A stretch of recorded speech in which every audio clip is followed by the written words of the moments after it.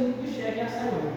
Não poderia encerrar este esforço de compreensão de uma realidade muito particular, ignorando uma reflexão sobre as ideias que formaram esta realidade que agora nós tentamos compreender.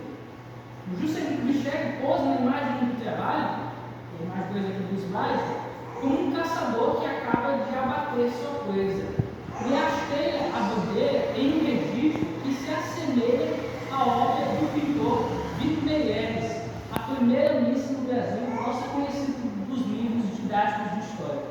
E o presidente faz tudo isso em uma viagem que ele chama, coincidentemente, de a primeira viagem na TV Brasil. A bandeira aqui, então, tomou o lugar do cruzeiro da obra de Meireles. Juscelino é o sacerdote. A primeira missa no Brasil é a consagração desta terra ao cristianismo e à literatura portuguesa. A primeira viagem da Bíblia em Brasília é a consagração destas terras amazônicas para uma dinâmica de integração com as metrópoles do Sudeste e as do capital internacional. Otávio Iane estava certo. A BR-010 é, logo após a Constituição de Brasília, o grande símbolo do governo Juscelino. A primeira missa no Brasil é um ritual para oficializar a conquista. A primeira viagem na Bíblia em Brasília também é um ritual e Juscelino é um conquistador. Para completar o ritual, temos a imagem do presidente que, como os reis medievais, desce de seu camarote de Brasília e, de forma cerimonial, se coloca em campo para participar de um torneio. Sem armadura, usa apenas um terno. Sem cavalo, tem um grande trator amarelo de esteiras. Seu oponente, uma árvore, um jatobá, impedindo a ligação. Trarei novamente o trecho do caderno de Juscelino para que o leitor acompanhe a reflexão. Impedindo a ligação, lá estava a árvore imensa. Media com os olhos, o caule projetava-se contra o céu quase sem galhos, e abria-se lá em cima a fronde majestosa. O que parecia impossível estava acontecendo. Num canto, via-se um trator amarelo. Era a arma de que me utilizaria para a batalha contra o último guerreiro. Eu não exagero ao comparar com o rei medieval em um torneio. Realmente, JK se enxerga no campo de batalha. É a disputa decisiva e final de um grande torneio que ele próprio se encarregou de organizar. Não trata-se apenas de avançar com o progresso. Trata-se de remover interferências, justamente como a Vale se referenciou às comunidades no relatório ao IBAMA em 2011, que impedem este progresso de chegar. Juscelino projeta ali uma imagem bélica em um ser inanimado que mal algum fez, exceto ter crescido tanto bem no caminho do progresso. A batalha é da natureza contra o progresso. É então neste momento, neste exato momento, que nasce a Sailândia. O que vem de cidade depois nasce sobre este tronco morto de Jatobá. No mito fundador da cidade não tem atos heróicos para contar, mas envolve a derrubada de uma árvore atrapalhando o nosso caminho, da última árvore, o último guerreiro. Considero então problemático que entre os primeiros registros da cidade, na memória e na fotografia, se posa feliz sobre o tombo de uma majestosa árvore que, já derrotada, não pode impedir o nosso avanço. Esta imagem se desenvolveu tanto no imaginário coletivo de Açailândia, e Açailândia é a cidade do progresso. Nosso hino municipal fala disso. Açailândia, expresso o progresso, eixo do Maranhão. Não é só uma constatação sobre a cidade. Há um sentimento de obrigação nesta letra que é repetido e incorporado pelos seus cidadãos, de ser vitrine do progresso, de ser eixo do Maranhão, custe o que custar.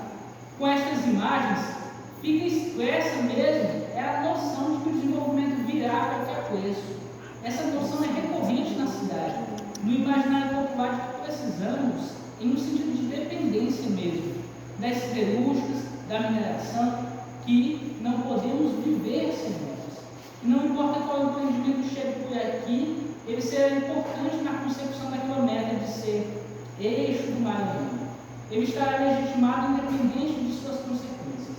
O que parece garantir estes argumentos de legitimidade é o que Juscelino declarou em outro trecho sobre essa derrubada, como tendo-se em vista o engrandecimento do Brasil e a felicidade das futuras gerações.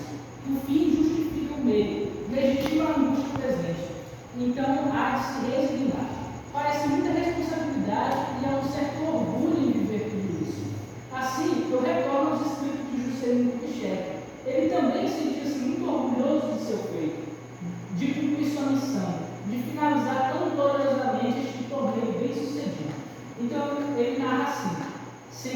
orgulhoso da tarefa que me foi reservada. Dera a ordem para derrubar a primeira árvore, e eu próprio iria fazer a última. Ouviu-se um estrondo subterrâneo das raízes que se desprendiam. O último tamoio caía, e com a sua morte desfizera-se a superstição da inviolabilidade da selva. Pouco importa agora fazer um julgamento moral sobre o presidente Juscelino. Não é uma condenação sobre sua pessoa, mas é um desejo de avaliar o que pode haver de simbólico nessas palavras. Não estranhe, por exemplo, se o último guerreiro agora é chamado de o último tamanho. Não basta ser uma visão bélica, é simbolicamente o extermínio de um grupo indígena. É outra marca do desenvolvimento que avançará sobre a Amazônia. Ele não respeita os povos e comunidades tradicionais, os indígenas, os ribeirinhos, os quilombolas, os camponeses e todos aqueles que já criaram raízes naquela terra.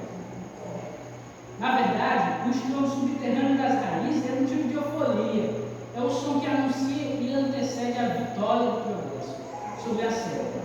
Encontraremos esta marca mais tarde na construção da estrada de ferro Carajás e depois da sua duplicação nos empreendimentos ligados a este projeto. O último tamoio é, por fim, uma referência ao Maranhão. Quando li este trecho do caderno, eu tive certeza, busquei a informação e é verdade. Juscelino leu Gonçalves Dias e, estando em terras maranhenses para tão importante missão, achou interessante fazer estas analogias com o poeta. Talvez o próprio Juscelino tenha se sentido no poema de caráter épico. Talvez ele também tenha se imaginado como um grande e forte guerreiro que o maranhense elogia na obra. Gostaria de apresentar o texto para repetir suas conclusões. Canção do Tamoio Gonçalves Dias. Não chores, meu filho, não chores que a vida é luta renhida, viver é lutar. A vida é combate, que os fracos abate, que os fortes e os bravos só podem salvar. Um dia vivemos, o homem que é forte não teme da morte, só teme fugir. No arco de intesa, que cerca uma coisa, quer seja tapuia, com dor ou tapia. O forte, o covarde seus feitos inveja, de o ver na peleja, garboso e feroz. E os tímidos, velhos, nos graves conselhos, curvadas as frontes, escutam-lhe a voz. Domina-se, vive, se morre, descansa, dos seus na lembrança, na voz do porvir. Não cuides da vida, ser bravo, ser forte, não fujas da morte, que a morte é divina. E pois que és meu filho, meus brilhos reveste, tamanho nasceste, valente serás. Seduz o guerreiro, robusto fragueiro, brasão dos tamoios na guerra e na paz. Teu grito de guerra retumbe aos ouvidos, de amigos transidos por vil comoção. E tremam do ouvido, pior que o sibilo, das setas ligeiras, pior que o trovão. E a mãe nestas tábuas querendo calados, os filhos criados na lei do terror. Teu nome lhes diga que a gente inimiga talvez não escute, sem pranto, sem dor. Porém, se a fortuna, traindo teus passos, te arroja nos laços do inimigo falaz. Na última hora, teus peitos memória, tranquilo nos gestos, o pago do audaz. E cai como um tronco, do raio tocado, partido, rojado, por larga extensão. Assim morre forte no passo da morte, triunfa, conquista mais alto Brasil. As armas ensaiam, penetram na vida, pesada ou querida, viver é lutar. Se o duro combate, os fracos abate, aos fortes, aos criados, só podem lutar. Então arrisco a comparar o guerreiro do poema com o nosso caso de publicitação. Esse guerreiro, ele tem um grito de guerra que ressoa e um nome que provoca alvoroço antes mesmo de sua chegada. Ou seja, ele está paralelo do próprio campo de batalha. Nos nossos termos, ele projeta-se em múltiplas arenas. Ele é um caso público de força e bravura. E se a analogia de Juscelino era do último tamoio caindo como um tronco partido, eu preciso esclarecer que esta não é a ideia de Gonçalves Dias, que como poeta romântico estava idealizando romanticamente a guerra, o guerreiro, o indígena. Juscelino, o poema não é sobre uma queda, o poema é sobre lutar, a vida é combate, a luta é a própria expressão da vida na canção do tamoio. Não há derrota neste poema, e essa aqui não é a história dos vencidos. O Bernardo Sayão, o engenheiro, foi vice-governador do Goiás, né? E era um engenheiro responsável pelo alvo da BR-010, ele era um de confiança do Juscelino. Ele era chamado de um desbravador, bandeirante moderno, era de cerrado. Ele era tipo um homem bom e carismático, amigo pessoal e um homem da mais alta confiança do Juscelino Kubitschek na empreitada de conquistar a Amazônia. Ele morreu no dia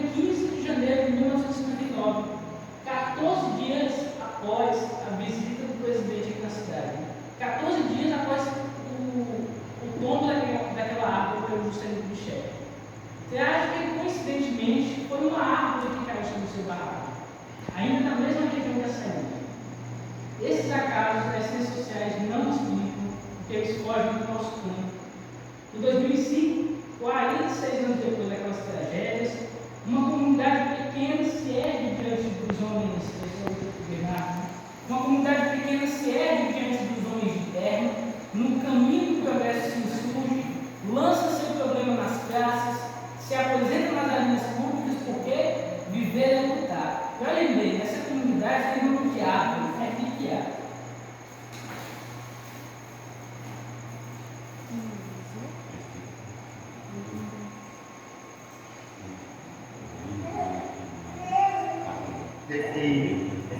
Esse fechamento